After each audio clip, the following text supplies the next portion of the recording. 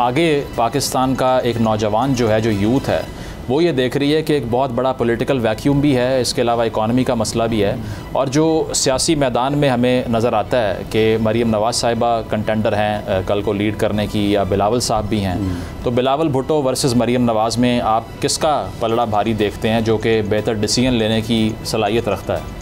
میرا خیال ہے شاہ صاحب یہ وقت بتائے گا اس کو. کوئی اپنا تو آبزرویشن تو ہوگی نا.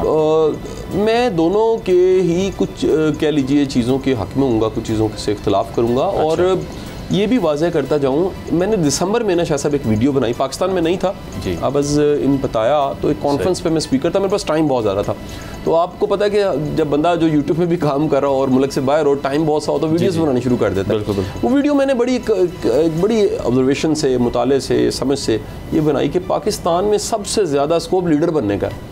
یہ اتنا بڑا ویکیوم ہے، اتنا بڑا ویکیوم ہے کہ اگر آپ ہمت کرتے ہیں، اور اس کی پرائس ہے، یہ ایسے یعنی یہ ویکیوم ہے، اور اس کو اگر آپ فل کرنے کے لیے پلان کرتے ہیں کہ میں نے اسٹرگل کرنی ہے، میں نے ایفرٹ کرنی ہے، اور کیونکہ اصل میں ایک بڑا جو ڈیمیج ہے، بڑے جو پاکستان کو نقصان ہوئے ہیں، اس میں سے ایک نقصان یہ ہوا ہے کہ لوگ سیاست کو یہ گالی بن چکی ہے. اس میں جو بھی آتا ہے آنے کی سوچتا ہے، آنے کی کرتا ہے، تو بہت سے لوگوں کی انسیکیورٹی بن جاتی ہے. ایون آپ یہ دیکھیے کہ جو میرے والا سارا واقعہ تھا، اس میں بھی کئی لوگوں کے لیے شدید انسیکیورٹی تھی.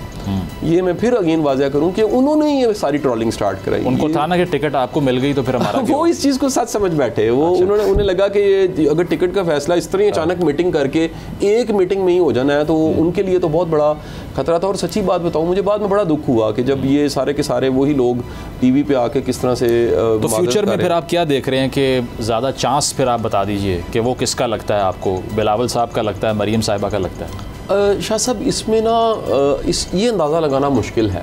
اور یہ میں اگین یہ اوپینین دینے لگا ہوں، مجھے لگتا ہے کہ آپ پولیٹکس میں اچھا کریں گے جس طرح سے آپ اس کوسچن کو ڈاج کر رہے ہیں. یہ اوپینین جو ہے یہ میرا جو اوپینین ہے نا، یہ میرا خیال ہے کہ جو ہمارے بڑے منجے ہوئے لوگ بھی ہیں نا، وہ بھی کوئی بڑے وثوق کے ساتھ اوپینین نہیں دے سکتے. اچھا، یہ بڑا قبل از وقت ہے. میرا خیال ہے ابھی وہ وقت ہی نہیں آیا جس میں یہ اندازہ لگایا جا سکے کہ آنے والے وقت میں کیا ہوگا.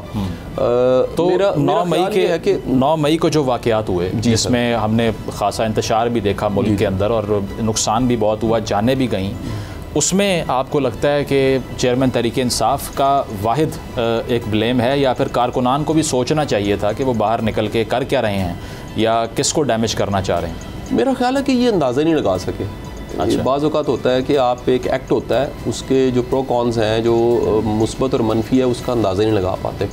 تو یہ جس انداز سے یہ سارے کا سارا واقعہ ہوا، یہ سانحہ ہوا، یہ اندازہ ہی نہیں لگا سکے کہ یہ واقعہ کیا ہو گیا اور اس کے جو کانسیکوینس ہیں، اور آنے والے دنوں میں سے کیا ہو جائے گا.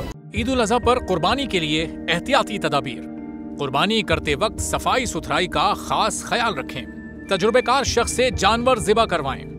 جانور کو احتیاط کے ساتھ زمین پر گرائیں. جانور ذبح کرتے وقت اپنے آپ کو زخم لگنے سے بچائیں. قربانی کرتے وقت تمام اسلامی اصولوں کو ملحوظ خاطر رکھیں. قربانی کے بعد خون پر چونا ڈالیں. قربانی کے علائشوں اور باقیات کو کھلی جگہ پر نہ ڈالیں. جانوروں کے فضلے اور علائشوں کو محفوظ طریقے سے تلف کریں. گندگی پھیلانے سے گریز کریں اور حکومتی ہدایات پر عمل کریں. احتیاط اور صفائی سب سے اہم ہے. اپنے ملک کو صاف رکھیں اور پاکستان کو بدلیں بول کے ساتھ. بول کی صفائی مہم کا حصہ بننے کے لیے ابھی اس نمبر پر رابطہ کریں 0337 0310 377 تاکہ بول آپ کی شکایات متعلقہ اداروں تک پہنچا سکے.